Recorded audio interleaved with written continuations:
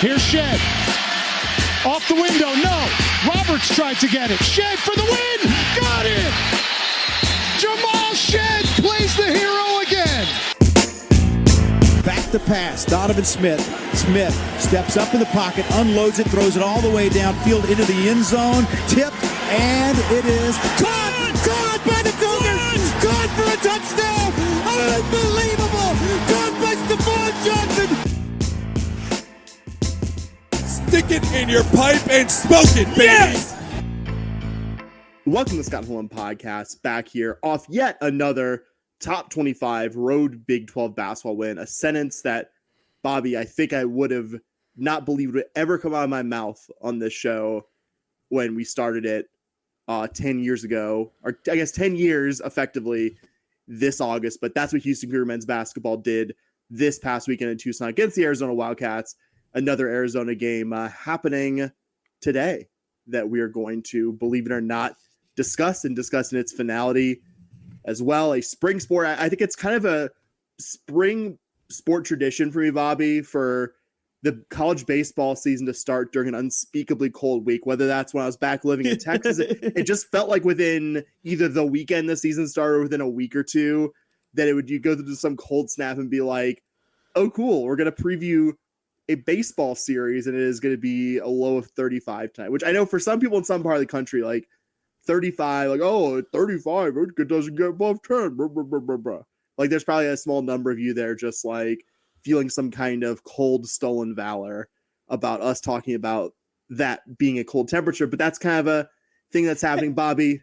Hey, man, my wind chill is going to be like -7. My wind chill tomorrow when I wake up is going to be like -7. Okay. You guys every so often the Metroplex get like a surprising level of cold. Yeah, well, we're getting cold this week. Like, I mean, cold, right? Our lows are getting down into the mid-teens, but the highs are, tomorrow's high isn't supposed to get above freezing, so or it's supposed to be like right on the cusp. So, but Bobby, you know what's hot? Houston Cougar sports, and we got a ton of it to talk about tonight. Top 25 Cougar men's basketball. When I talked about the baseball season officially commencing, a season that excites us even if it hasn't been the best several last years of U of H baseball. We're still big lovers of college baseball on the show, you and I and our longtime co-host Emeritus as well. Always give you a destination here to talk Cougar baseball. A Big 12 championship on the horizon as well. Another spring sport officially starting their season. We're going to kick around a little Cougar men's golf somewhere in here as well. You've already talked a bit. We've already even covered the token weather topic that you and or I kick around the start of the show. But I will ask you, Bobby, in honor of Cougar baseball, the Jimmy Ravelli to my every other U of H pitcher from 2006 to 2009. How you doing, friend? Buddy, I'm good. Cold, as I said. You know, anytime a Jimmy Ravelli reference is made, got to give you a round of applause for that one. But your good takes are his unhittable 68 mile per hour curveball, knuckleball that Rainer Noble would never let him throw. So what you're saying is my takes are awful and they're waving the white flag of this podcast. Is that what you're saying? Sorry. There are like 5 people like pointing and screaming at their podcast app, and several hundred other people who want me to move the F on to another topic. So I will do that if you don't mind. No, let's go. Let's talk us into the show.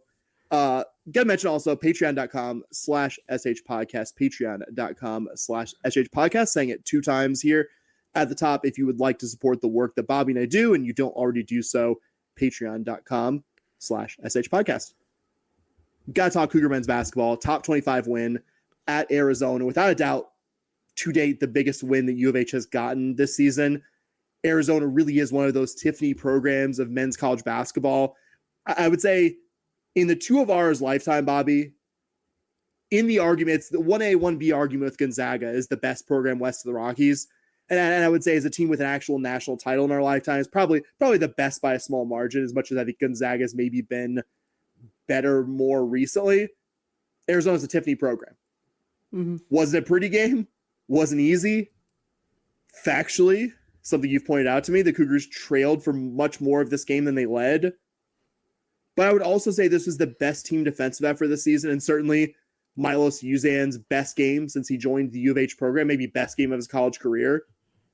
We've seen what Houston Cougar men's basketball is capable of beating a top 25 team at their building. You did it against Kansas a few weeks ago, but the Cougs haven't done a better job closing out a high-level opponent this season than what we saw on Saturday. And that's my biggest picture takeaway. And I'll have some thoughts on more in the game itself, the in-person experience, because I was there at the McHale Center. But I think I've hogged the mic enough talking about this game. Bobby, where would you like to start from the Cougs' 62-58 victory from Saturday in Tucson? Yeah, I think for me, it's just a good basketball game. That was kind of like my big takeaway, right? You can say one team, sometimes you'll watch a game and be like, oh yeah, one team just dominated here. This had a lot of great ebbs and flows. Just as a basketball fan, this was a fun game to watch. There was enough offense to keep it kind of exciting. There was some good defensive plays. There was drama, right? Even though the Cougs kind of pulled away towards the end there with 9 minutes left to go in this game. This was a 7-point Cougar deficit, and they come back to win. So there's certainly some drama in it as well. Just a solid basketball game. The Cougs were being beat through 30 minutes of this game. Do I think they were thoroughly outplayed? Maybe not, but I definitely don't think, like, it wasn't one of those situations, in my opinion, where the Cougs were the better looking team and but got unlucky with, a half court shot at halftime to cut a 10-point lead into a 7-point lead, and now it's a closer. The Cougs were being outplayed, maybe not dominated or something like that, but through 30 minutes of this game, you were down 7 with 9 minutes left to go. So just kind of, you were getting beat. But that was kind of my high overview. A lot of the things we were worried about coming into this game didn't exactly play out. We're not calling out individual performances yet, but Caleb Love, go ahead, yeah. Caleb Love led them in scoring, but it never felt like Caleb Love dominated this game. You kind of walked in concerned, like, what's Caleb Love going to do in this game? And it felt like you bottled him up, and then you kind of look at the score, you kind of look at the box score, and you go, oh, he was their leading scorer. He had, what did he? He was 17, 7, and 4. You're like, oh, okay, hold on. But then it was probably him shooting 1 for 8 from 3. Right, if he goes 4 for 8 from 3, and you add in those 9 points, he's got 23 at that point, 23, and you're kind of going, oh no, like, I think that looks a lot different. So just kind of high level. I'll let you talk about some of the individual performances, and I'll jump in on that. But it just kind of high level. It just really feels like this was a good basketball game, a game in which U of H deserved to win. But one that I was thoroughly entertained. I didn't get to watch this game live. I was working. This is one of the biggest weekends for work for me this past weekend. And I was supposed to be at the game with you. So I tried my hardest to avoid spoilers, and I managed to see the halftime score. And then I managed to avoid pretty much anything except for the fact that I was pretty sure U of H won, and that we scored. What did you base that? What did you base that on? Because I was a good boy. I didn't text you. No. None of the group chats that we were members of texted it either. Yeah. So I was like 99% sure that we won, because as a Houston Chronicles subscriber, I get an email for Cougar alerts, and it was like, Cougars pull off and I was like, no. So I was like, okay, I'm pretty sure we won there. You're like happy, but you're like, oh wait, I found out the key information. But if you win, that's okay, as long as you don't know how you won, right? And like, I knew we were in the 60s because I saw a 6, and like, I didn't know if we won on like a last second shot, right? There's different ways to know you won, right? Now it takes away some of the drama when you're kind of watching and you're just like, well, it's 62-62 with 4 seconds left, and I know we won. Either we missed this shot, and like, didn't happen in this game, but you're just like, well, we either missed this shot and win in overtime, or we're about to hit the game winner. So it does take away a little bit, but not knowing how the game unfolded was an interesting, and it allowed me to kind of relax and watch a little bit more, if that makes sense, and kind of take it in a little bit more and just enjoy the game. And this was just a fun game to watch. Yeah, I think you got a more entertaining game than I I had a tournament that conflicted with all of U of H versus Colorado. You were treated to a more exciting game than I was when I went and did my obligatory rewatch of U of H up at Boulder. But no, it was a great game. Going to give myself, now we've broken the seal on talking about individual performances, a big, overly self-congratulatory pat on the back as an early believer in Milos Uzan, because as no one would argue, Uzan had an unbelievable game. Incredible. On Saturday. One of the best performances by any U of H player in any game this season. Not a guarantee, but I would go as far as to say that I've had a hard time.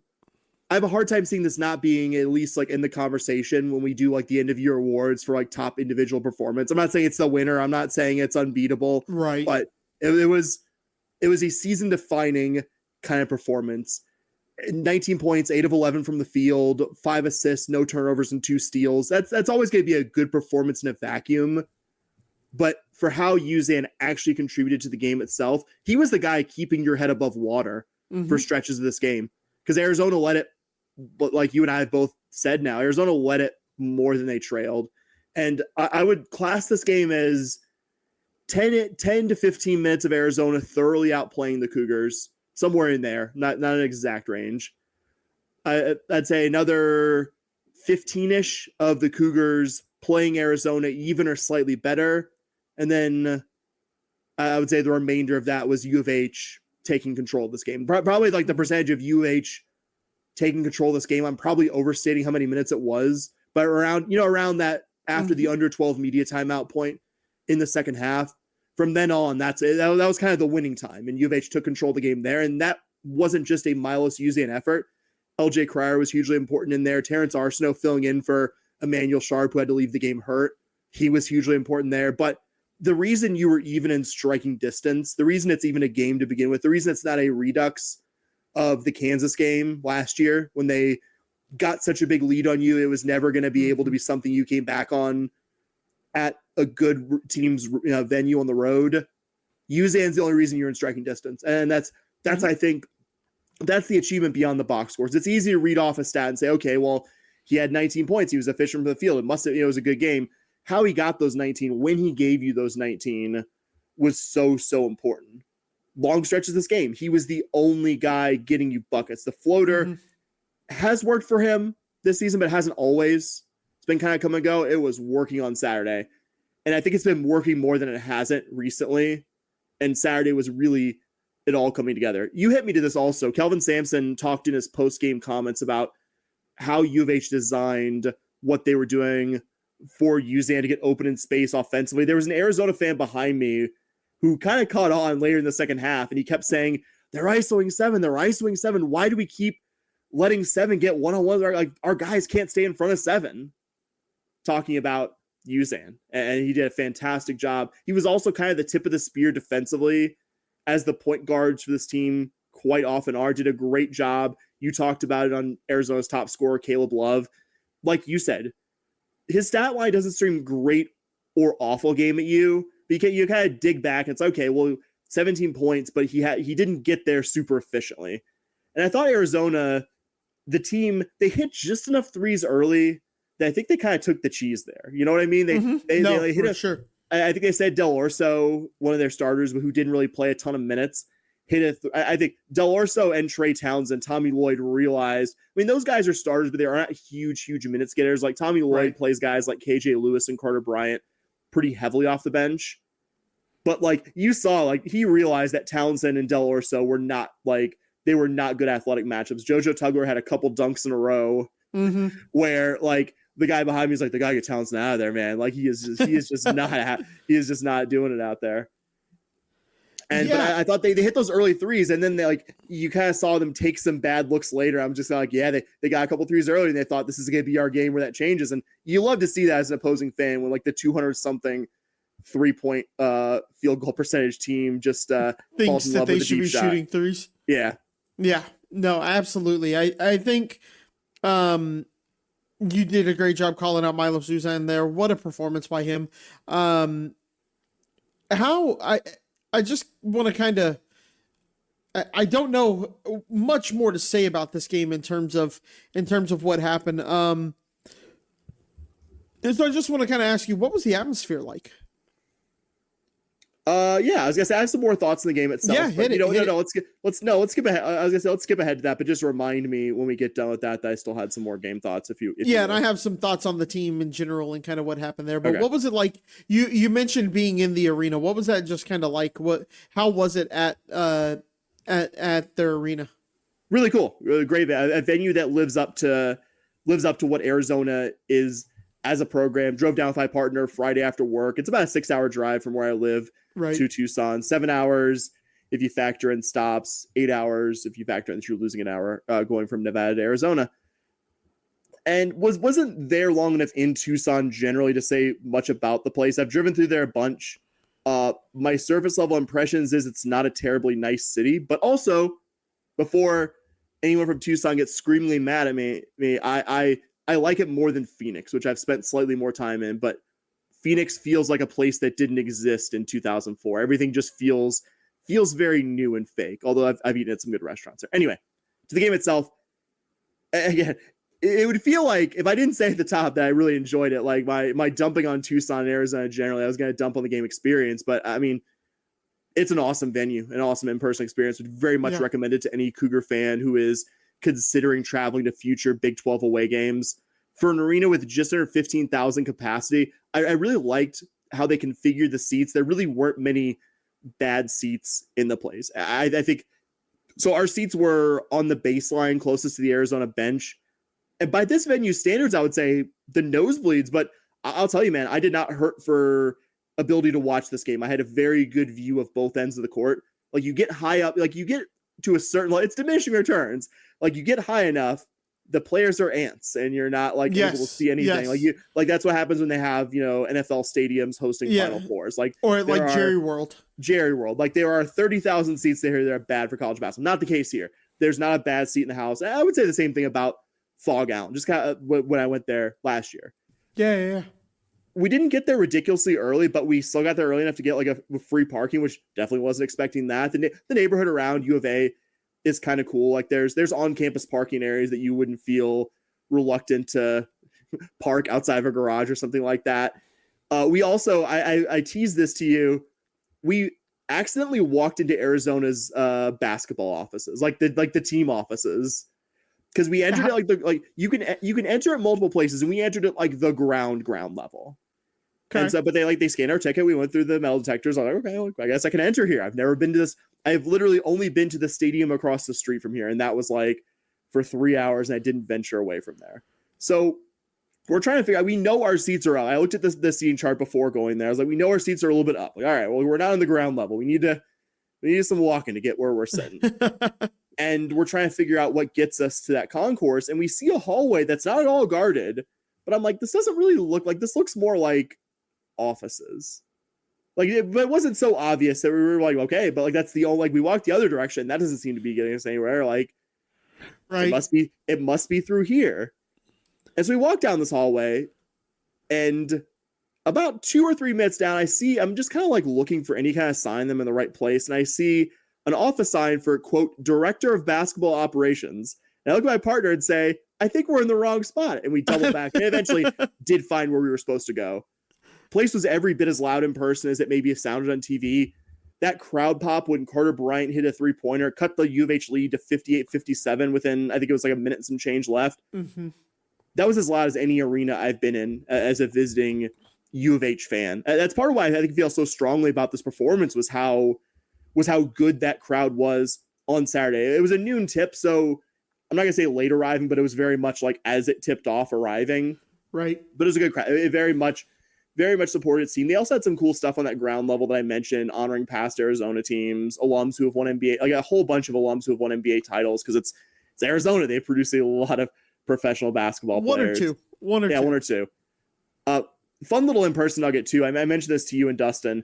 U of A's head coach Tommy Lloyd is a huge Beastie Boys fan. I know this is an annual reader of Matt Norlander's CBSSports.com mixtape where he asks the entire field of 68 head coaches to mention their favorite musical artist. Kelvin Sampson's was the Eagles in the 2024 edition. And when they In the one they did last year, when they talked to Lloyd, he said like he's just like he has been to like 10 concerts of theirs, a huge fan. And so they played You Gotta Fight for Your Right to Party Very nice. for like 15 seconds after he was introduced after Very his starting nice. lineup. Just kind of a cool little random in arena thing they did. Arizona fans were nice enough, which I would say more fan bases than not are. If you don't go there acting out of line, people are generally going to be pretty chill. It was still wild to hear. I think I told you this previously. Leaving the game and just hearing so many different bits of conversations of people saying things like, well, you know, tough loss, but it's Houston. It won't hurt our seeding. One guy said, that's why they're first place in the league. And Bobby, these are fans of one of the most storied programs in the sport, the last team west of the Rockies to win a natty. And like I said at the top, I would say the best Western college basketball team in the years that you and I have been alive. And they think we're a program. It's no shame to lose to at their building. That's crazy. It's insane, man. I think, yeah, just kind of one of those need to remind ourselves like what a great era we're living when Arizona fans are just like, yeah, well, it's Houston. Like Arizona fans. Happens. It's like, stuff happens. It's like not for us. It doesn't. We're still not used to this. Yeah, exactly. So what were your continuing thoughts on the game? I was just gonna say, I thought even though none of your big men had a great offensive game, although JoJo Tugler I think has moments, they did a fantastic job in the interior defensively in Arizona, a team that really likes to score in the paint. Like I said earlier, the U of H staff did a good job realizing that whenever Trey Townsend was on the floor, that he was in no way going to be a matchup with JoJo Tugler. In the early stages of the second half, there was those back-to-back Tugler dunks, and no more than 15 seconds later, the next stoppage, you saw Trey Townsend go and sub out for, I want to say KJ Lewis, but I could be remembering that wrong, off the bench. A typically poor offensive games from Roberts and Francis. They combined to go 4-15 from the field, but I think defensively, maybe the best game the Cougar big men collectively have had this season. And that you had that defensive effort, that you had only one of the three regulars, Tugler, even get into some semblance of foul trouble. And he was still able to play the final few minutes of this game. So it wasn't foul trouble that kept you from winning. I mean, just look at how the Wildcats big men did in this one, Bobby. Toby Owaka, their awesome big men, came into this game off scoring double digits in 4 of their previous 5 games, scored double digits in their wins over Texas Tech and Iowa State during that stretch. First time in his Arizona career, Bobby, didn't make a field goal, was in foul trouble nearly the entire game. Henry Vasar, their 7-footer bench big man, he was able to give them more minutes than Owaka, but also got into foul trouble late, never got any easy looks. I thought even acknowledging one of the more lopsided rebounding margin games you will see from Houston Cougar men's basketball, this was an incredible effort from your big man. That was my big thought. That it's got to be, as Arizona fans, Arizona's coaches, so demoralizing to beat U of H on the glass like you did and still lose this basketball game at home.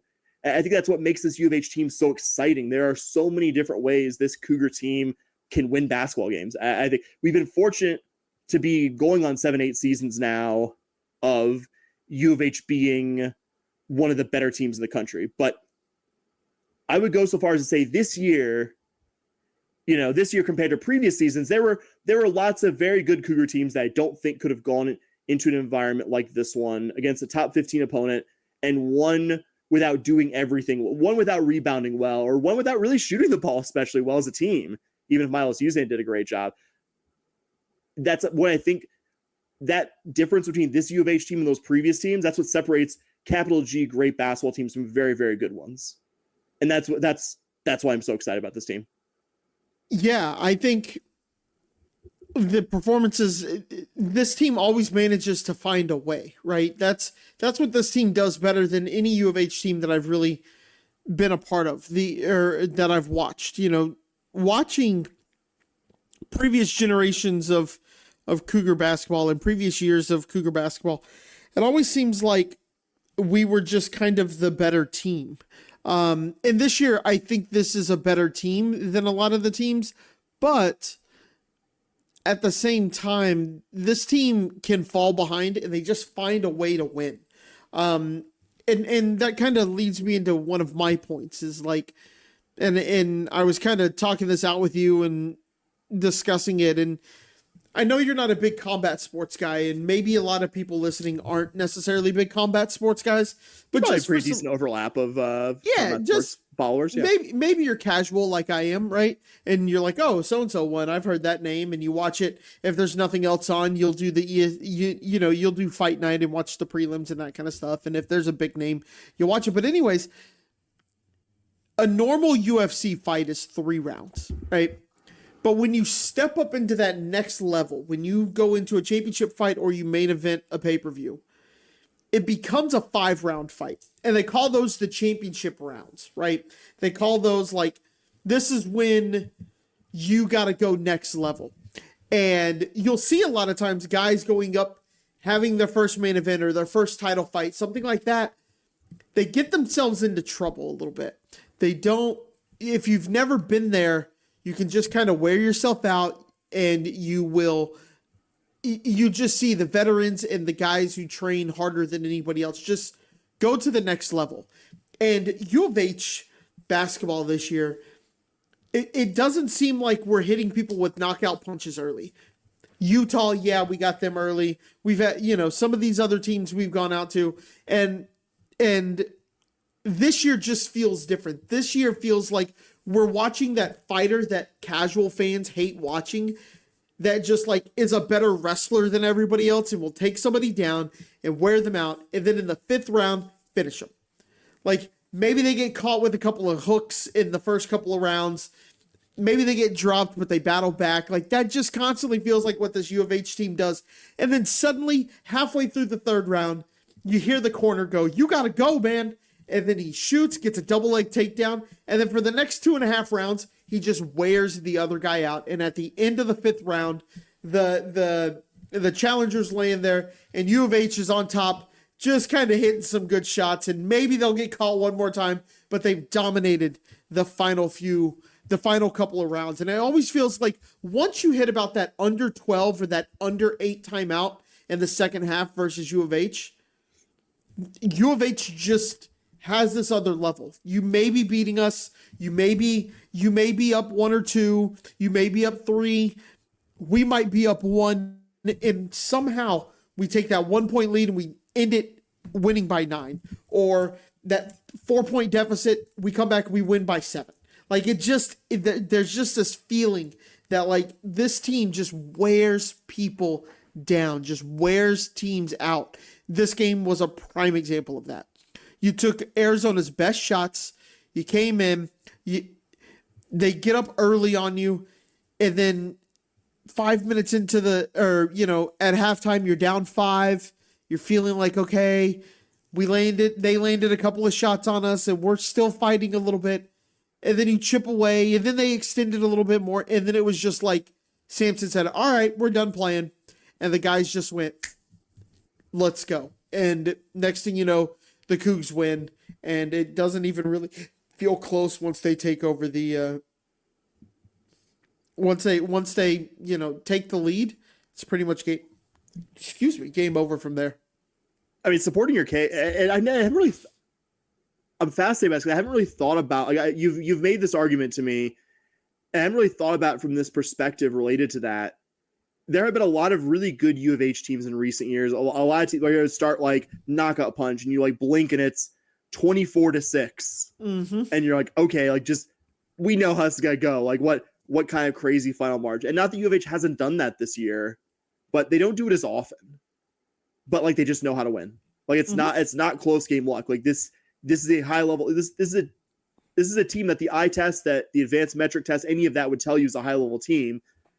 But they're not knockout punch fighters. Maybe like some very good teams that we absolutely love. Teams that were not trying to last year. A team that might have been a Final Four team had its point guard not gotten hurt in the Sweet 16. Yep. This is not in us any way impugning those previous teams, but I do think this team has that it factor. This team's ability to close out good opponents isn't just close game luck. And I would say supporting your case further is the fact that you've played a selection of some of the best teams in the country. Alabama, top 5 team. Texas Tech, top 10 team that maybe could be a top 5 team by the end of the year. Kansas, Arizona teams that I think are top 25 teams. Didn't get blown out in any of those situations. Like you lost to Auburn, not a blowout, extremely close game. Alabama lost to them in OT, even closer game. Like this team hasn't, and Auburn, by the way, like right now, the team that has the number one in the country case, and it's by a high margin over all the teams competing for 2, 3, 4. That like this, that has to make you very excited about this team in the postseason. That this isn't the kind of team that's going to take a knockout blow. Like this is a team this is a team that can hang or do better with anyone in the country. Yep. So we are going to do a little time traveling. We are going to go to the not too distant future, which to you listening will still be the past, because we're in a weird spot of really having no choice but to put out this episode in a timely manner here Tuesday early evening, late afternoon where I am. The same night that U of H is playing against Arizona State in Tempe, though recording this full episode after the game went final at 10:15 or so Central Time probably isn't the most considerate thing I could do for my Texas-based co-host here. So we're going to use the power of time travel to skip forward in the future and see how Sam and Bobby from a few hours from now feel about how the Cougars did in their second game this week facing an Arizona-based Big 12 school.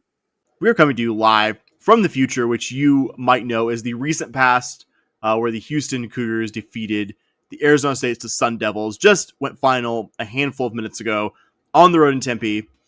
80-65 Cougar win, where you never trailed. At no point in the, I would say, last 25, 30 minutes of the basketball game was it ever in doubt who was going to win the game. You got Emmanuel Sharp's shot going. Like, I know he hit some shots against Baylor a couple Mondays ago, but I think you needed him to get back on track, Bobby. I feel like this was a B+ effort win, but one that checks all the boxes I could think of. You able to rest guys at the low leverage moments of the game late. You won and never trailed. Didn't let a team that was much worse than you hang around that much. Man, I don't even know if I would call it a B+. I mean, what else could you want out of this game in terms of a Cougar fan? I mean, sure, not letting Alston Miller make nearly everything he throws up. Yeah, Alston Mason, excuse me. I was getting him and Adam Miller mixed up. My bad. But I mean, like, yeah, he goes off for 26, but the rest of the team goes off for a combined 39. Like, I don't feel terrible about that. BJ Freeman gets 17. Kind of looking at this, when were Alston Mason's shots going in? Were they kind of junk timey? Like, I'm not asking. It's more of a rhetorical than it is anything. You know what I mean? I know that's probably not something you'll be able to just pull up, but I think he was doing well. Or I do remember him. He was doing well early. I don't know the exact distribution. He's got the final box score, but he was hitting shots when ASU had it in like low double figures, high single figures first half. But I mean, don't have the exact breakdown in front of me. Yeah. It's looking like 8. Probably 10 of his points were probably in the first half. So yeah, I get what you're throwing down there. You know, he kind of came out, but yeah, maybe you don't want Mason to go off, but your 15 does not do this score any justice. Oh no, yeah. You know, it wasn't that close. This was a 20-point game, and it's hard for me to be upset with any 20-point game. I think the most important thing that came out of this game is what you mentioned. Emmanuel Sharp finding his jump shot finally. You know, you could see it before he started to get injured, or before we all knew the extent,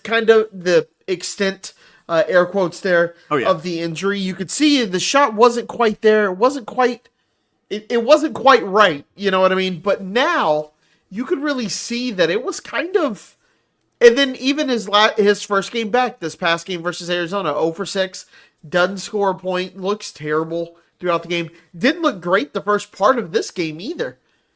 And then suddenly just starts to get it. And if we're getting that Emmanuel Sharp, boy, teams are going to be in trouble.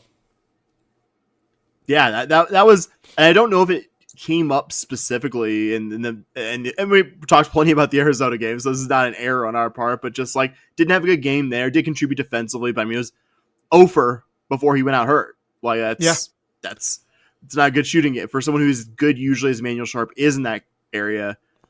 And you just sometimes you gotta get back on track. Sometimes you gotta just see the ball go in the bucket, and that was the kind of game Sharp had.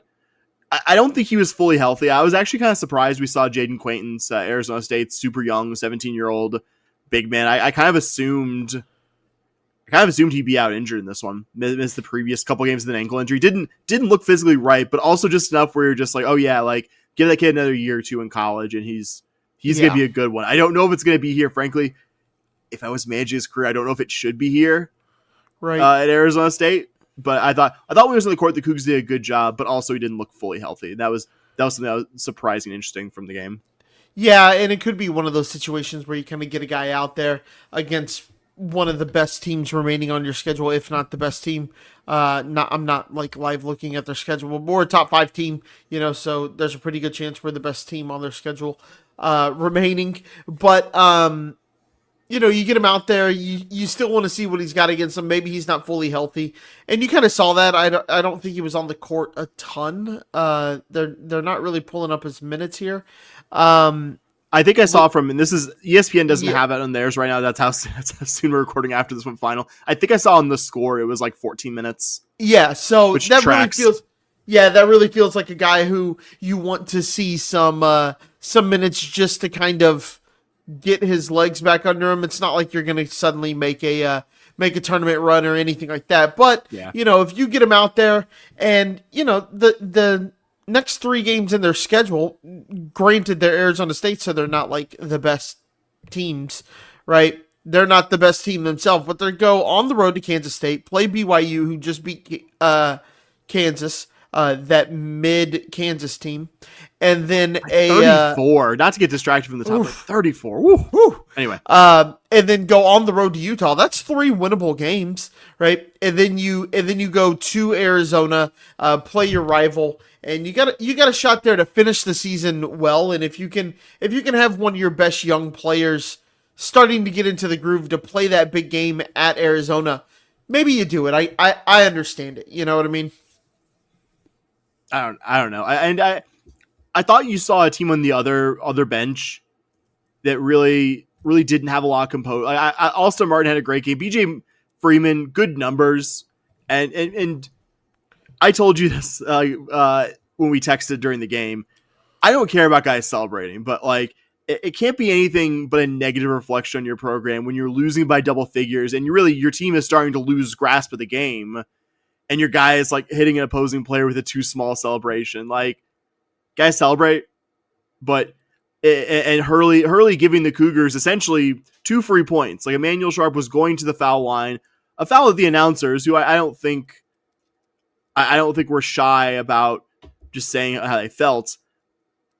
They were just like, yeah, it's a foul. Like, Hurley got teed up on a foul call that like the announcers were just like, yeah, that was pretty obviously a foul, and gave Emmanuel Sharp two free trips to the line when the game was kind of slipping away. Like, I know sometimes coaches get teased to fire their guys up, but just like couldn't have been a worse time to do it.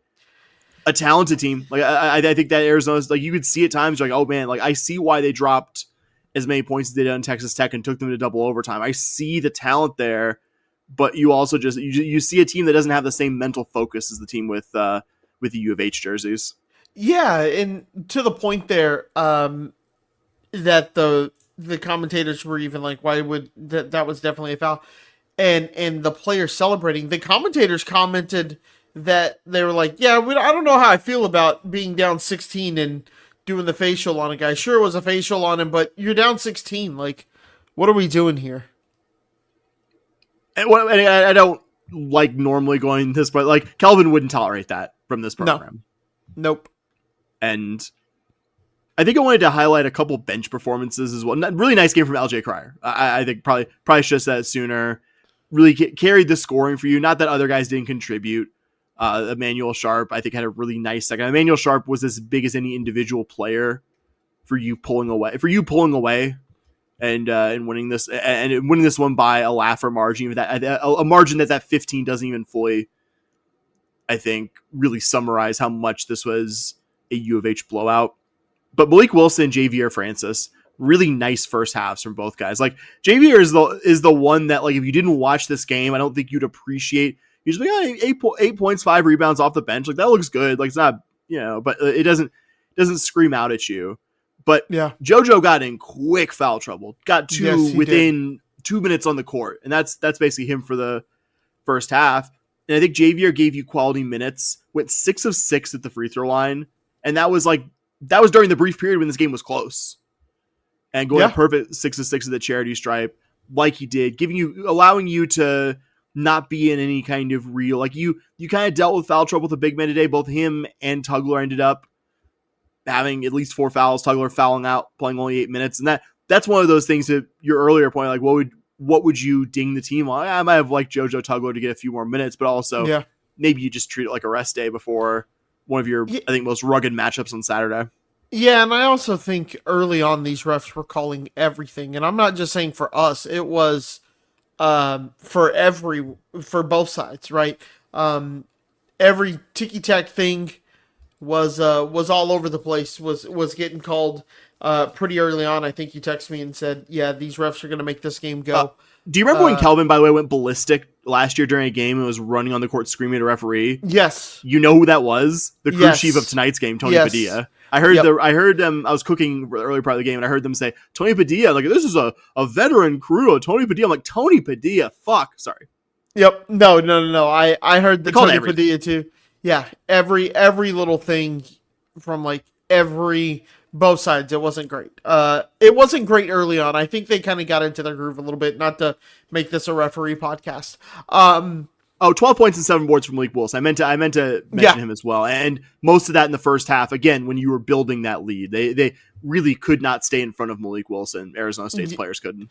Yeah, I don't know if I mentioned this in the Arizona, but like him only getting 8 at Arizona was kind of 8 minutes was kind of boggling to me. You know, I get playing Arizona's a long team. I get playing Arsenal a lot against them. Yeah. So like I get it. I was just really just like, oh, really?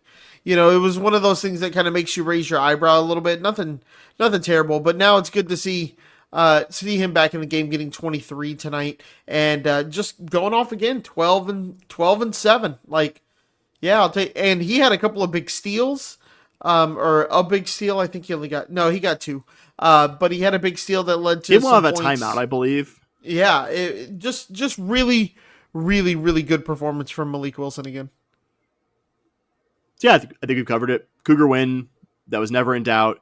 You didn't play with your food. You didn't let a bad team hang around. You got to even give some guys some later rest before a big game. I think maybe my B+ grade was harsh, but I'll stick with what I said earlier that I think it was a win that checked every box for me. Yeah.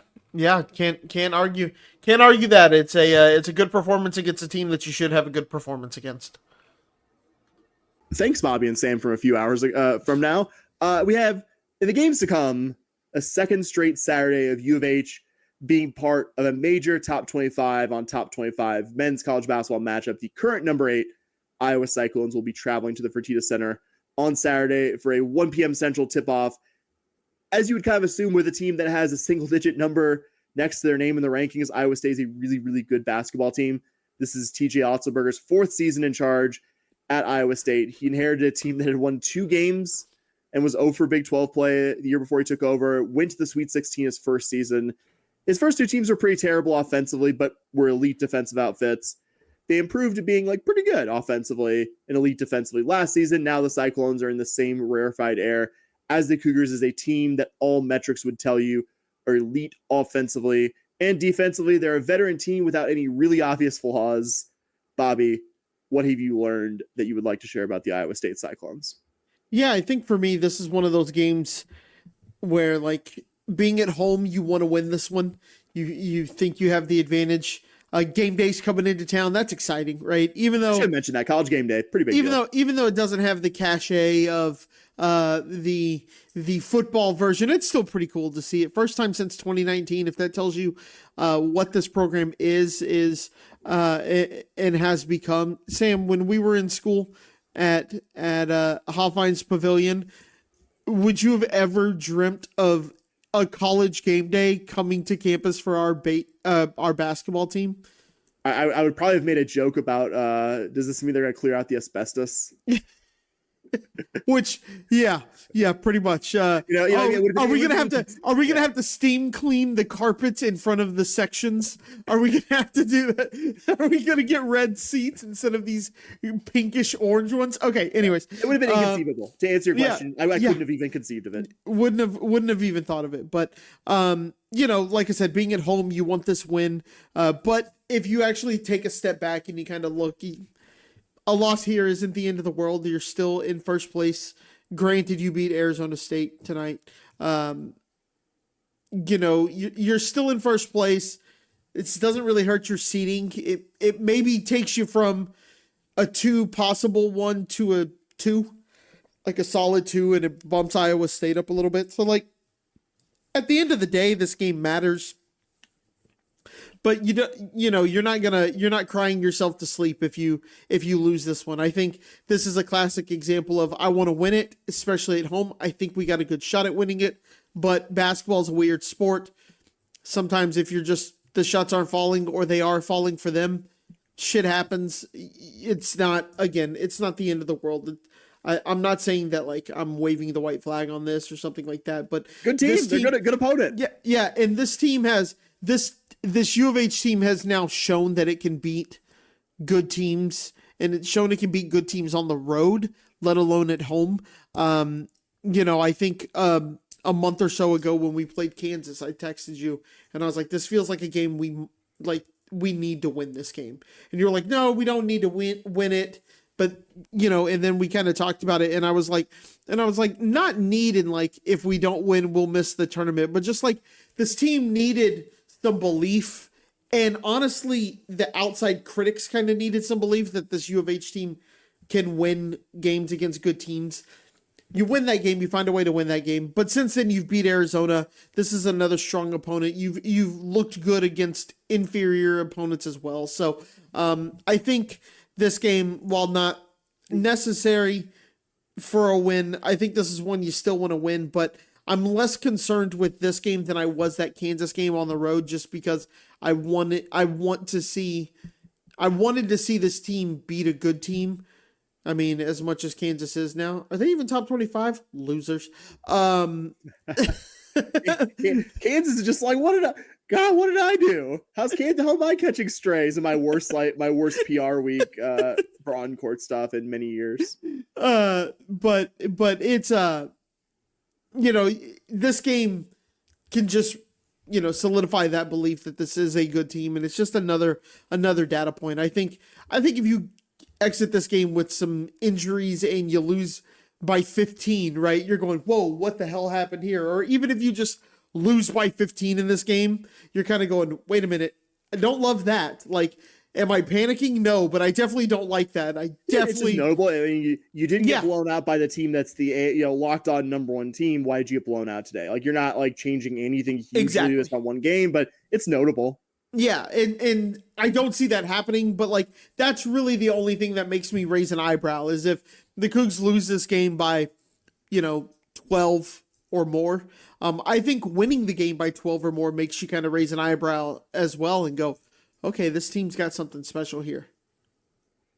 This is the kind of game this game in the Arizona game, even though I know Arizona wasn't at the time in the Big 12 when you were slated to join, but this is why you joined the Big 12. For the last, it gets a change. You get playing at Arizona, Tiffany program, playing at Iowa State, not a Tiffany program, but one of the most rabidly supported. One that this season is a top 10 team.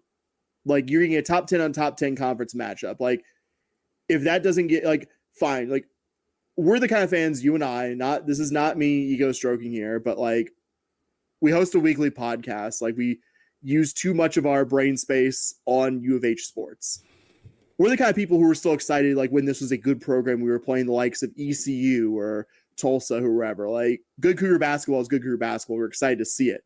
But if this doesn't get you just jacked out of your mind to be a Cougar fan, that we're playing a top 10 conference opponent in the Big 12, a good basketball league that we lead by multiple games, and College Game Day is going to be here. That's insane. So fucking cool, man.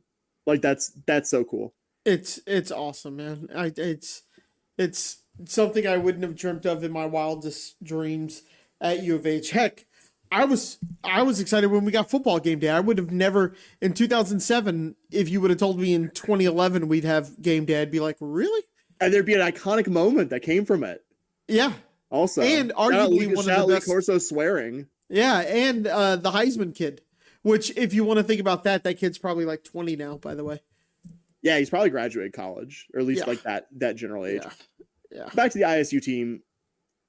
I think even with the Cyclones' weaknesses, there's still weaknesses where you're like, well, it's not that bad. Like, oh yeah, this is kind of a weakness for them, but also they're still better than most of Division One at this. And the closest thing I could find, I use Bart Torvik as a statistical measure. It's a notable, customizable online college basketball advanced metrics thing in the same family as KenPom. You could look at cool things like home performances, away performances. Like you could see like, okay, like who's really good away from home and is kind of just getting away with a lot of mediocre. Like that was our last AAC team, funny enough, even though they're a very, very good team. It was kind of just like we win all these tough road games, and then it's just like, wow, USF is only down 5 here at the last media timeout. What are we doing here? And that I'm not saying Iowa State's that team. If you just look at home performances this season, Iowa State's the number 2 team in the country per Bart Torvik, just ahead of the Cougars, who check in at number 3. If you revise that number to look at just the team's performances in away situations, neutral site situations, the Cougars are the number 2 team in the country. Iowa State is down at 31. If you only look at true away situations, which granted, you're not dealing with huge sample sizes from either team, still, the Cougars are number 2 nationally, and Iowa State drops to number 38. That is a weakness where I'm still saying Iowa State is better than the vast majority of Division One, but that's kind of the deal with this Iowa State team. There are a lot of really, I think, tasty matchups, like team strength on team strength. The stuff, if you're a fan of the sport, you will really enjoy. Iowa State's new look starting front court, Joshua Jefferson, Deshaun Jackson. Those guys against the Cougar big men, that's going to be a good matchup. Jefferson comes in from St. Mary's. He started all of last season there, at least all of last season when he was healthy. Jackson started all of last season at Charlotte.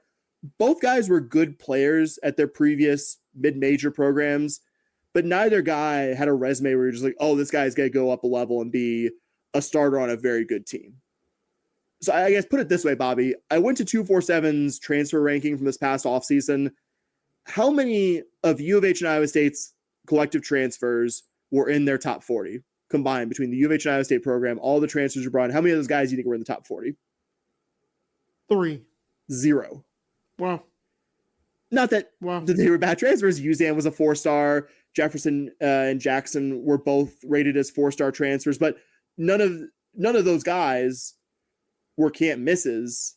And I think it shows why Kelvin Sampson and TJ Otzenberger are among the best what they do in the country. Like that these staffs are seeing things that staffs chasing star players. And maybe some of that is U of H and Iowa State had the luxury of not having to add a star player. Like both teams returned veteran cores. Mm-hmm. You just had to kind of complement it. But still, I think it speaks to these both being very good evaluating staffs.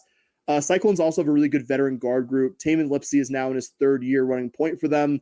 He's improved year on year as a shooter, is top 50 nationally in steal rate. Curtis Jones and Milan Momcilovic, said it right the first time, Bob. Let's go. Both varying degrees of very good 3-point shooters. Again, trying to find flaws with Iowa State still comes with a lot of caveats. They're solid, but not great. 99th nationally coming into today at turnover percentage, taking care of the basketball. They're also not a great 3-point shooting team, but we'll say they were a decent bit better than the Arizona team. We just saw the Cougars face. I think this game is going to end up looking a lot like last year's U of H Iowa State game in Houston. I think the Cougars will win, but it won't be a runaway at any point. And again, worth reiterating what Bobby and I have said. This Iowa State team is more than good enough to get the win at the Fertitta Center. Not to just parrot the Arizona fans I was talking about leaving their game, but I mean, Iowa State wins this game if you don't bring an AF. Or Iowa State's more than good enough to beat you on your home court. Not many teams are. Iowa State is one of those teams. Yeah, for me, when I kind of looked at Iowa State, you pointed out Iowa State shoots the 3 decently. Gonna have to keep it in check, which the Cougs haven't done a great job of recently. The Cougs 3-point percentage against has been fairly high. Hasn't been great, but you were 90 something. I pointed this out in our Q&A with the Arizona guys. You were 90 something an opponent 3-point going into that game. You went up a bunch of spots because there's such fine margins there, but right. It wasn't vintage efforts there. Yeah. Yeah. And Iowa State also does a decent job of getting to offensive boards. So Cougs are going to have to limit the second chance points there. Cougs surprisingly low again on small margins and things like that, but ranking fairly low in defensive rebounds, which is kind of a little bit surprising that's pretty typical of this. This is never an elite defensive rebounding team, but always very good offensive rebounding. I'd say it's typical. Yeah, and so I'm not saying that it's necessarily like, oh, you just when you're that good offensive rebounding, you would think it would translate over to defensive rebounding, but it doesn't always. But that was kind of something I noticed as well. Definitely something I would say could exploit. Yeah. Yeah. And say his name again for me, man. Milan Momcilovic. I'm sorry. Dustin coached me on that. I asked him before the last game we previewed them last year. I'm like, how do I pronounce this fucking guy's name? And he learned me right. He's kind of getting back into form after missing about a month. They'll like that he had a couple of games to warm up for this one. Yeah, and like I was saying, this almost feels like a game where a guy like that locks in and he goes off for 25, coming back and he's ready to prove a point and he wants to make a statement. Everyone, guys like that sometimes who are pretty good just need a reason to lock in, and everyone will be like, you were injured and no one's talking about you, even if people are. Just kind of has that feeling where he could lock in here and be like, show out against the number 5 team in the country. So that's a little concerning as well. I'm more concerned. We're gonna have if we have a repeat of like if he accidentally kicks someone in the jimmies like JT Toppin did, come on, don't do that. Also, to us, calling them the jimmies is hilarious. I've already hard sworn once in this episode. I'm trying to keep it PG for the rest of it. He played well versus U of H last year, including that game winner at Iowa State. So just gonna have to see how he does. He's kind of the X factor in this game. If he goes off for 20 or something like that, this could be a long day for the Cougs. And just over 48 hours later, you have yet another current season top 10 opponent as the Cougs will travel to Lubbock to take on the Texas Tech Red Raiders at the United Supermarkets Arena. You probably don't need us to say this after all of us watched Tech do what very few teams can do and beat the Cougs at the Fertitta Center, granted by 1 point, granted in overtime a few weeks ago. This is a good basketball team. Mm-hmm. Not going to rehash that previous game in its entirety, but even someone like me who is loath to give Texas Tech as an in-state conference opponent that much credit, gotta admit, man, it's impressive they did the thing without JT Toppin for basically the entirety of that basketball game. And I think it speaks to what I said about the Red Raiders in the game recap. They have a guy in Toppin who is having an incredible statistical season. Hard for me to say, I guess. But this isn't just a JT Toppin team. They're a deep veteran team with a lot of guys who could score the ball, and also JT Toppin, who does it better than just about anybody in the country. With Toppin out pretty much the entirety of the last game, you saw Kerwin Walton and Elijah Hawkins both have among their best games, if not their best games in the current season against the Cougs. It's fair to ask if either guy can repeat that, but also maybe they won't need to, because I doubt there'll be any scenario where JT Toppin plays 4 minutes in Lubbock. So that's most of my thoughts, Bob. I'm going to keep it light and breezy because we have a lot of Cougar stuff still to talk about, and we have already talked a lot of Cougs. What thoughts do you have on the Red Raiders, seeing them for the second time? Yeah, the question is, can you keep McMillian in check again? JT Toppin obviously is going to play more than he did. I do wonder in that last game versus them, how much of the game plan changed with JT Toppin going out. And, if you are planning for one thing and then a player kicks another, quote, in the jimmies, they will, you have to change fairly quick on that. And there's nothing wrong. There's nothing wrong with in the jimmies is a perfectly fine non-graphic descriptor of this. Point blank. Back on topic. Sorry. Okay, sorry. No, you're planning for their best player and you have a game plan on how you're going to shut him down, or are we going to let him score and let everyone else and D up everyone else? That usually, that kind of happens. And when he gets ejected in early on in the game, you got to change your game plan. And who do we focus on? Who do we not focus on? And next thing you know, you're losing in a very close battle at home to a Texas Tech team who can adjust on the fly like that, because, it's the classic like receiver versus DB argument where like the receiver knows where he's going, the DB doesn't. So like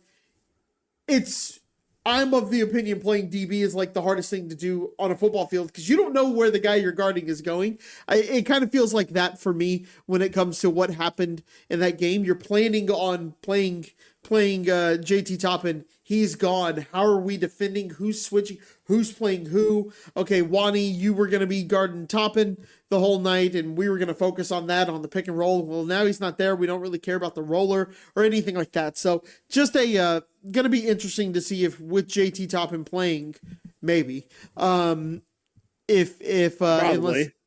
most likely, unless he kicks somebody again or does something to get ejected, how this is going to look more like what the first game was supposed to look like. And I'm interested in what's going to happen with that. Obviously, very interesting matchup. Texas Tech, despite having a very, very good home court environment at the United Supermarkets Arena, weirdly enough, I did that same kind of road versus home split look at them, Bobby. Actually, slightly better for the season away from home than they are in Lubbock. You have to attribute at least some of that to them having that win over U of H on the resume. But they did lose to Iowa State, granted, by 1 point in overtime at home. They lost to UCF at home. They needed double overtime to beat Arizona State last week in Lubbock. And I'm not going to, I believe the Cougars will win, but since I technically don't know right now if we're going to beat them in Tempe, I'm not going to go too hard on them. But I'll just say I would imagine most Red Raider fans didn't think they would need double overtime to beat Arizona State at home. So they've been, for a team that's still top 10 on the balance, they have looked weirdly vulnerable at home, but this is probably the toughest game left on the schedule.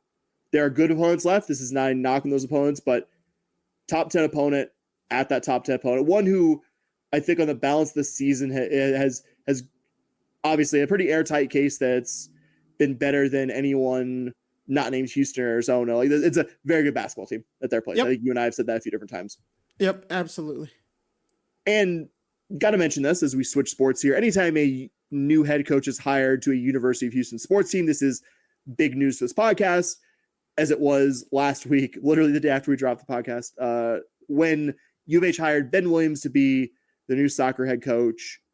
Williams was most recently the head coach at Stephen F. Austin for just this past season in 2024, but was an incredibly good season. The Lady Jacks had the largest improvement in wins from the previous season in all of Division I women's soccer, finished top of the Southland regular season standings, won 3 matches in a week at the Southland Conference tournament to punch their ticket to the NCAA tournament, where they ultimately lost valiantly, but 1-0 to TCU on a penalty kick in the opening round.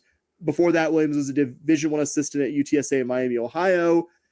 But I think the line that's really intriguing on his resume to me is that he was the girls' ECNL director for the Houston area club, the Albion Hurricanes, from 2017 to 21. If ECNL is something you have no idea what that is, like I did last week, is apparently elite junior grassroots soccer, kind of an equivalent to AAU in basketball. Any player who is playing Division I soccer also plays an ECNL season, and frankly, might take that ECNL season more seriously than the high school season, because you're playing against nothing but other pretty serious club level players. So, interesting resume, Bobby. What do you think of the newest Cougar sports head coach? Yeah, I think you did a really good job of talking about him and kind of setting his expectations and his experience. But, had the largest D1 turnaround and was a coach, like you said, at the successful club level. And in soccer, club level soccer is huge, is my understanding. Like you said, probably more so than even the high school level is. Club soccer is a big deal. So I'm really excited about the hire. I know it wasn't the guy you had kind of tapped in and done the research on, but hard to argue with this hire. And this definitely has the vibe of a let's give this a shot, because I can see how we got to this decision, if that makes sense. And this has been a hard program to win at historically. That's what you always have to caveat any kind of like setting what's the expectation for what he could do here. To note, it's a hard program to win. I think it was a program that was unlucky to have not gotten invited to the fall 2021 tournament. I do think Diego Bocanegra put a postseason level team on the field, but actually, team that's never been to the NCAA tournament. Like that's, and it wasn't especially good consistently in its current conference or any of its previous ones. Yeah. So that those challenges mean there's no guarantee that Williams succeeds here, but I like the hire. I like that he has Division I head coaching experience in this current era. That was the only item that was missing from what was otherwise a really impressive resume from your last head coach, Jaime Frias. He had been a U.S. junior national team coach. He'd been a college assistant at a good program, but all of his head coaching experience had come a lot earlier this century. And I think what that manifested itself is that his unwillingness to do any kind of engagement with the fan base outside of his soccer coaching duties, which I think is a must in any non-football or men's basketball sport. Be either really good at what you do or engage this fan base, and preferably do both. I think David Rare is a prime example of doing both very well in his position. Williams is very familiar with the junior soccer scene, has lived in Houston a number of years. He talked about that in his first comments after taking the job. That was a homecoming for him. That he loved living in Houston. And he just accomplished one of the biggest turnarounds in the country. I don't think anyone should come the here. biggest one. Yeah, but I mean, yes, the biggest statistically incredible. It has one college season as a head coach. You're like, I don't know, like one season. That one season is about as convincing as you could possibly see. I think don't expect a carbon copy of that. I mean, I would love to be wrong on this, but don't expect a carbon copy of that turnaround, because I don't think that's realistic or fair to the guy.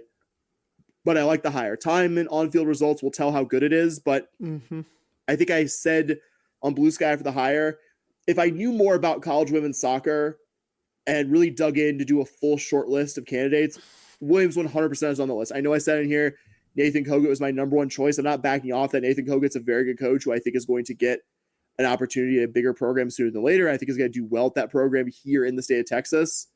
But that doesn't mean U of H didn't hire a good coach here. Like I think he's going to succeed when it's all said and done. Much as success is relative to this program, everything about the hire, like you said, if it makes linear sense, and it's an interesting resume. Like I think it's cool to not just look at a traditional resume of, oh, this guy was an assistant for 10 years, head coach for 5 years. Like your U of H soccer, you haven't won much of your history. Think a little creatively about your hire. It reminds me a lot of hiring Kat in tennis, which I think is a high compliment, because I think that was a very good hire. Yeah, absolutely. And in the next week, one of this athletic department's top sports programs, Cougar Swimming and Diving, will be competing at the Big 12 Championships in Federal Way, Washington at the Weyerhaeuser King County Aquatic Center. The championship's going to run from next Tuesday, 25th through Saturday, March 1st. Worth a quick rewind to last season, if you'll allow me, Bobby, to kind of set the table for this year's championship. It hit me. The Cougs finished second on the women's side. They're the best of the non-UT teams at last year's Big 12 Championship, which was the only realistic outcome here. Longhorn Swimming and Diving has won like 40-something conference titles in a row, premier program on both the men's and women's side.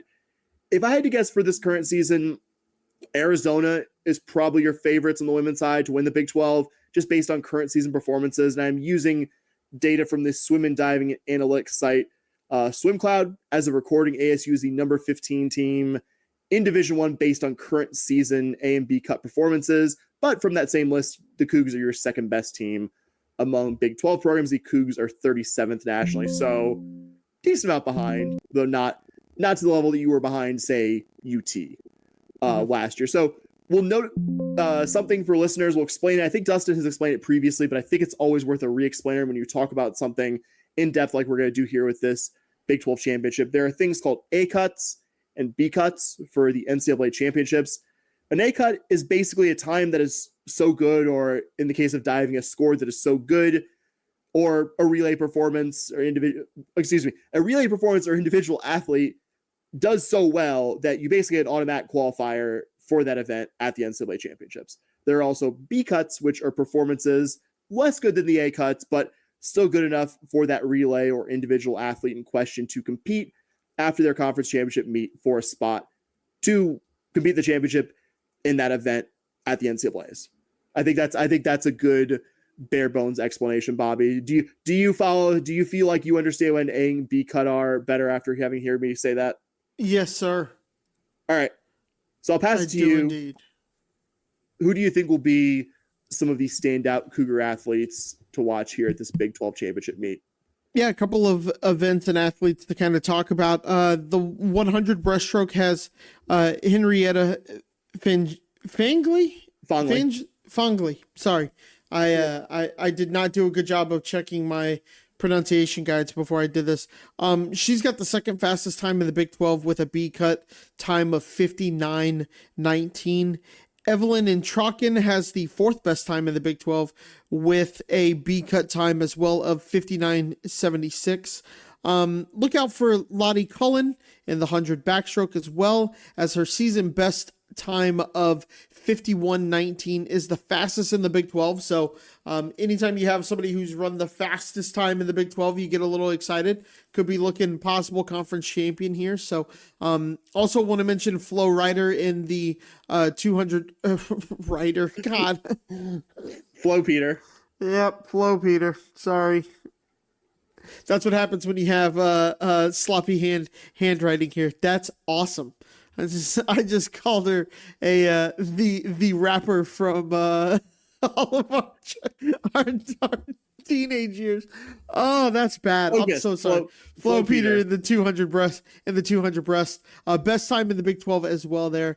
And finally, look for Nor El Gundry in the 200 fly. Fastest time in the Big 12 by 9/10 of a second, which is super fast. Like, that 9/10 of a second in swimming feels like forever. Like that's doing significantly better there. And which event was that again? I'm trying. I had a follow-up question. Sorry. No, in the 200 fly. So like that's a shorter. That's one of the shorter events. So it's not like, that's tight margins and very good. And second in that event is also a Cougar, as well as fourth in that event is also a Cougar. So chance in the 200 fly to possibly come away with a 1-2-3 sweep the podium. You got 3 of the top 4 times, which is kind of exciting there. So those are just some people some of our swimmers to look out for. Sam, what do you got? Very good selection of swimmers there. I will note the Cougar divers. You have 4 athletes each with B cut level performances this season to date in the 1 meter and 3 meter diving events. Super senior Hedda Grell's a recent-ish Big 12 athlete of the week, and sophomore Michelle McLeod. I think those are your 2 athletes to really watch in both the 1 meter and 3 meter. McLeod's a really exciting sophomore because I think this has been as good as any program at U of H. Obviously, some good ones in there: track, volleyball. I think men's basketball, obviously, the short list of really, really good ones, but this program developing athletes year on year, becoming better performers in a manner that's hard to do with human beings. People aren't linear like that, as we like to say on this show. And really excited to see what senior year Michelle McLeod can do for you, because quite good at present time. And I think Mia Waters also only a little bit behind Hedda Grell's in the top Cougar performance in the 1 meter. So keep an eye on her as well. Really excited with the 200 breaststroke, which you mentioned with Fangley and Flo Peter, athletes who have competed at a high level, both for the Cougars and also have represented their countries overseas. They're both from, I can't remember, one's from Hungary, one's from Romania. I won't ascribe a country to anyone, I don't remember, but both have competed internationally, representing their countries of origin as well. Lottie Cullen having an incredible freshman season will be one to watch in the 100, 200 backstrokes. Elizabeth Jimenez, who you may remember actually represented her home country, the Dominican Republic, at last summer's Olympics. She'll be competing with Cullen in the 200 backstroke. Keep an eye on her as well in the 200 butterfly with Noor Kendi, Adelaide Muter, and Sydney Nethercutt representing the Cougars. That is the only other event that I had that you didn't do a good job covering, buddy. I think as we've kind of laid out here, a lot of athletes to watch at a lot of different events. That's why I'm excited. Arizona State's a very good program. I think it would be unfair to the Cougars to say, oh, well, you should win there, but it also isn't insanely unrealistic the way it maybe would have been when we previewed this last year. Say Cougars could mess around and do something here, but I think at the very least, an event where the Cougars will be among the very best in the conference, and that's something to celebrate, because this is the bigger league than the one we were in, and it's still great to see how consistently good Cougar swimming and diving has remained. From Ryan Wakamerga, who did a great job here and is now running one of the top programs in the country at Auburn, to Tanika Jameson, the great job she's done since taking the mantle from Wakamerka. It's a really fantastic program that, it's really that is a model consistency of athletic department. Yep, it's one of those programs that every year just kind of flies under the radar for Cougar fans, and it should get more shine than it does. We'll mention real quickly for all 5 days from next Tuesday through Saturday will be on ESPN Plus. The swim event starting at 12 p.m. Central daily, coming back in the evening. Nice. They do prelims, and then the evening they do the finals for those events, and the diving schedule follows a slightly different one. I want to say that is 1:30 Central. I could be wrong on that, but diving is in there on a similar schedule as well. So be Cougar swimming happening over the course of the day. We'll try and pop in as I can live, and keep an eye on our Blue Sky. We'll try to do at least daily updates on where the Cougars are in the standings after each day of competition. Love it. And we'll briefly switch over to the spring sports, going from the pool to the links as we go to a little quiet place I like to call Cougar Golf Corner.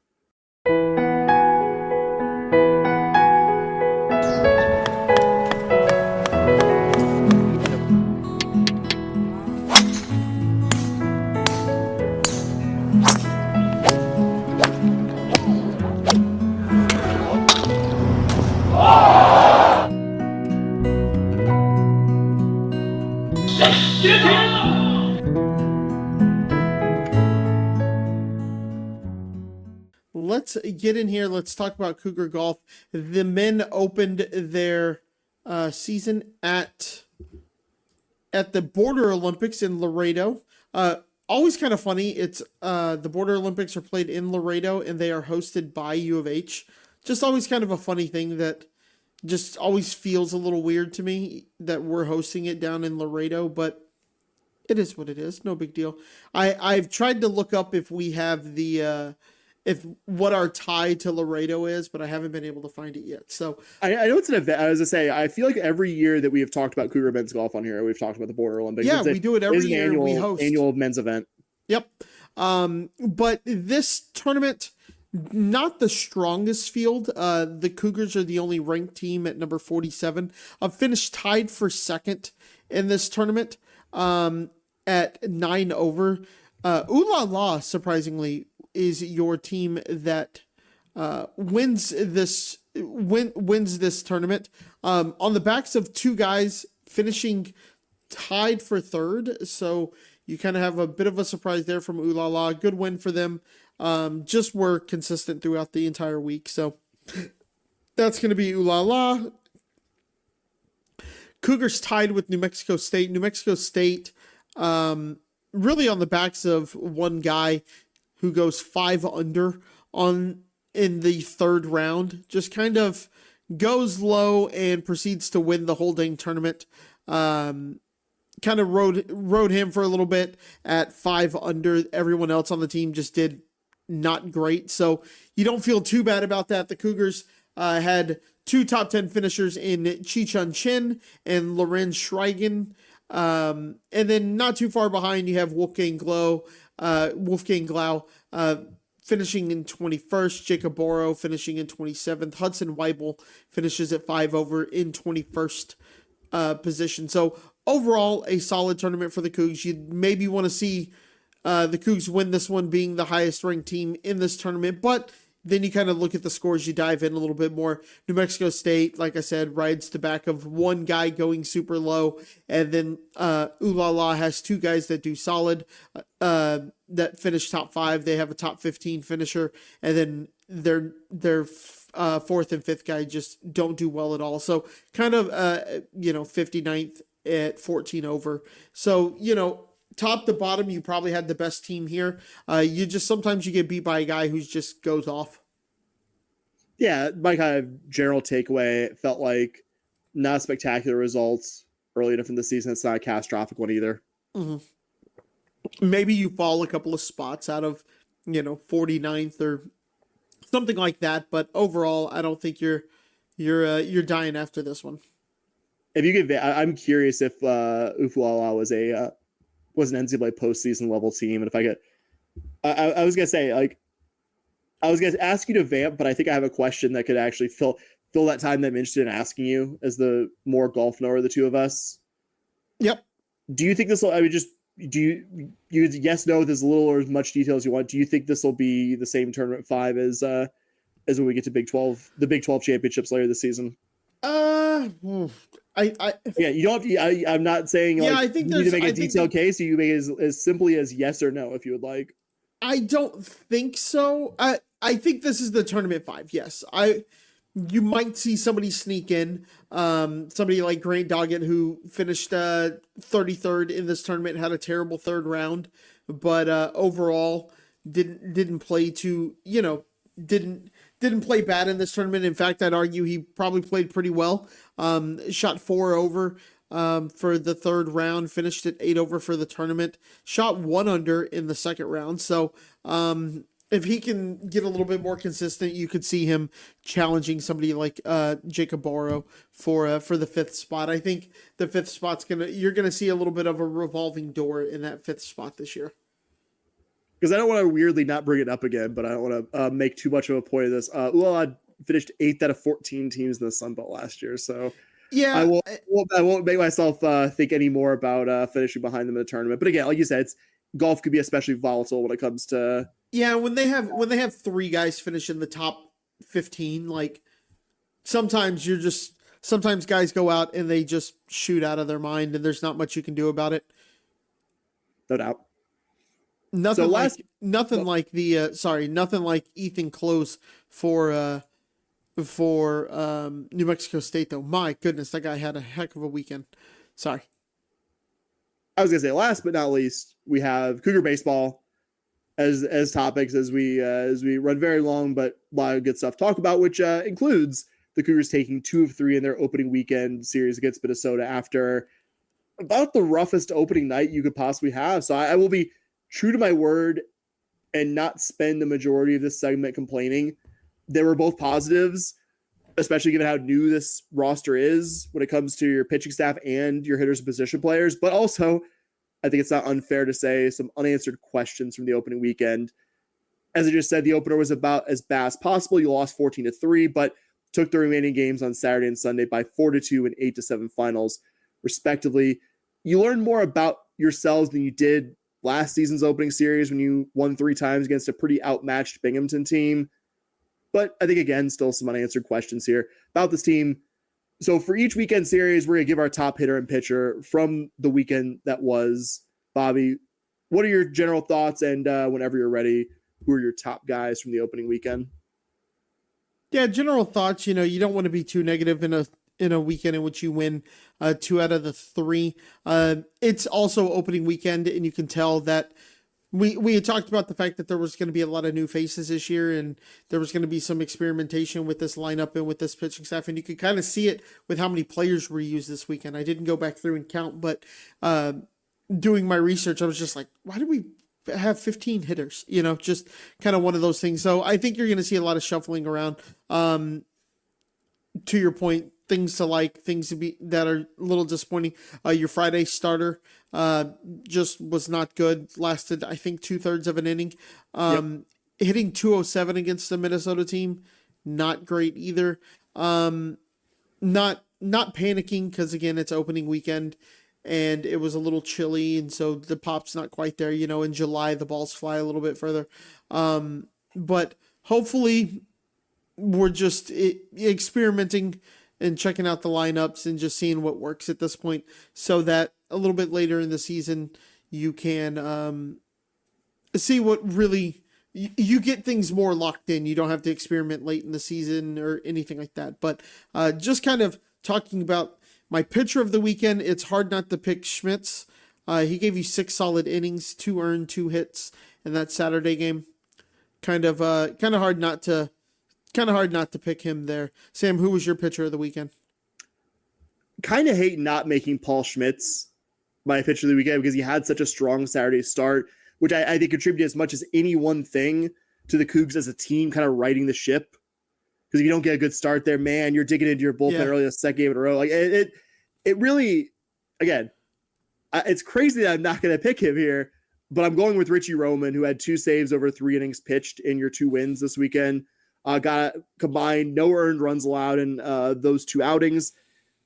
I saw Roman's name come up in some of the preseason write-ups on Cougar Baseball, but come up as a name for the weekend rotation. He had a freshman season, had interesting strikeout through 9 innings numbers, but also walked a ton of guys, had like an 80 ERA, but it's just okay. Like, he has a fastball that touches 97. Like, I get it. Be patient with him. See if you uncover a guy, and like, looks very much like he can be one of those guys who can harness his stuff better over 1 or 2 innings as opposed to as a starter. And you really might like, there are a limited number of positive things you could find from a weekend where your staff had a 6 ERA against Minnesota.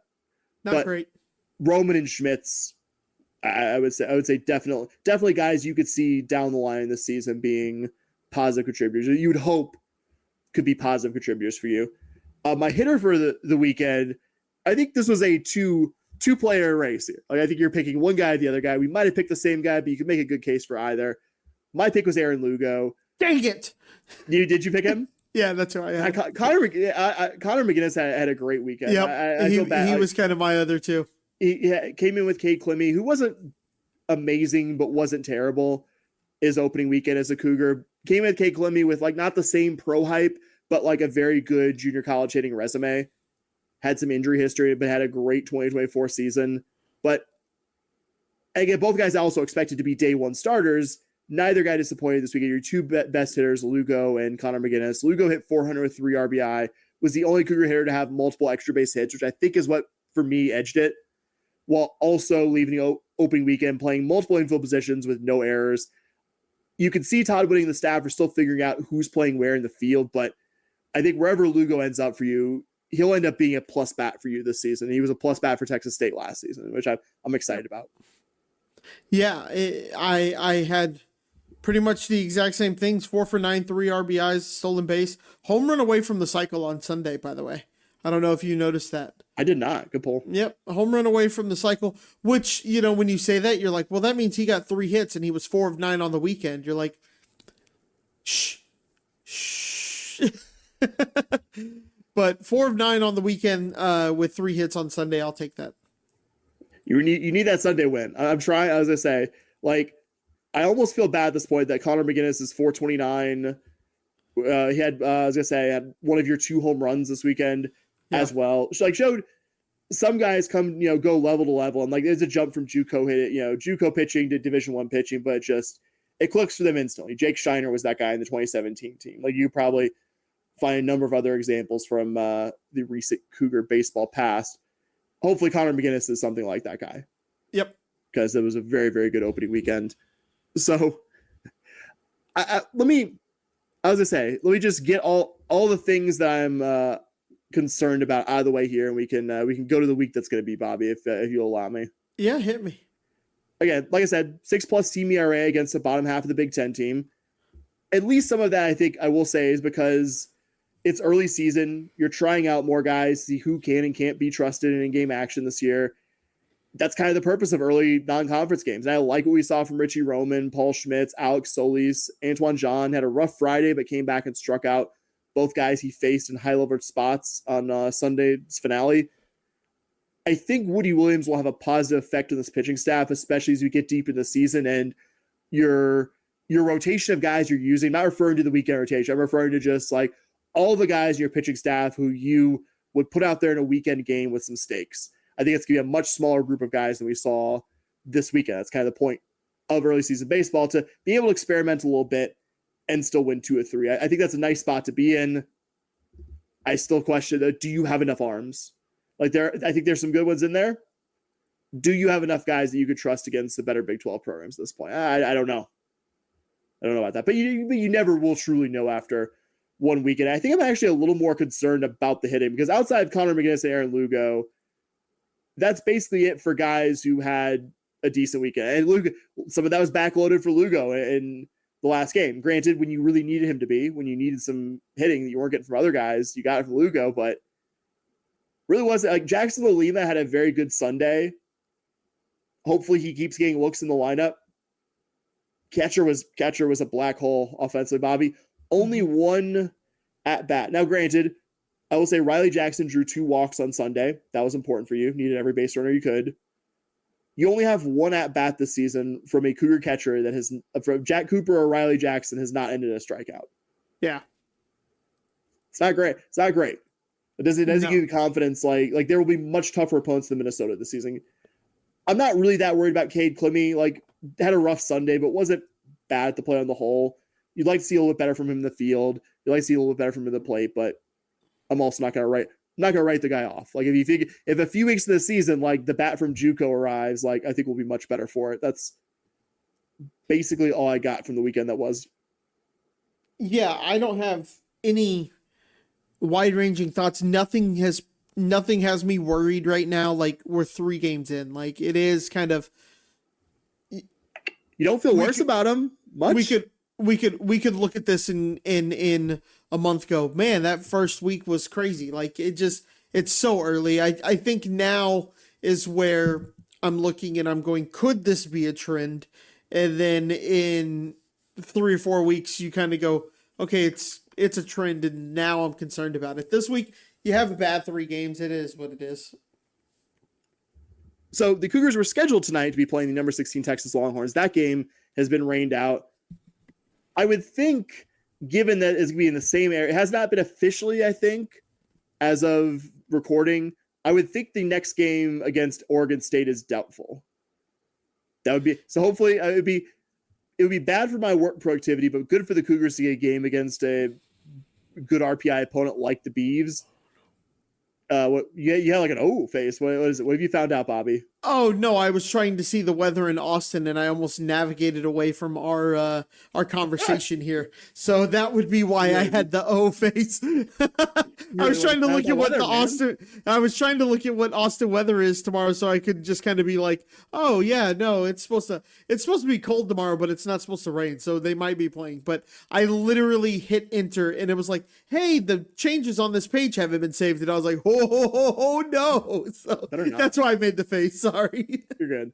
So probably not happening, but hey, it would be cool. Have a little afternoon baseball on Wednesday, and the Cougars get a good RPI opportunity against a good Beavers team. But I will focus more on the coming weekend's road series, traveling to the Bay Area to take on the Cal Bears in Berkeley. Cal was 13th out of 16 in the preseason ACC baseball poll, and just put to the side how weird it is to say Cal, noted ACC baseball program, yes, an alma mater of Jeff Kent. They took 2 of 3 over Nevada Reno on opening weekend, but not usually one of the Mountain West better baseball programs. Would be nice for the Cougars to take 2 of 3 in Berkeley. I feel like Cal is almost like the U of H equivalent of the ACC. Like, probably not the worst, but probably accurately picked where they are. And I want to say this, I hope this year's Cougar team proves me wrong on that.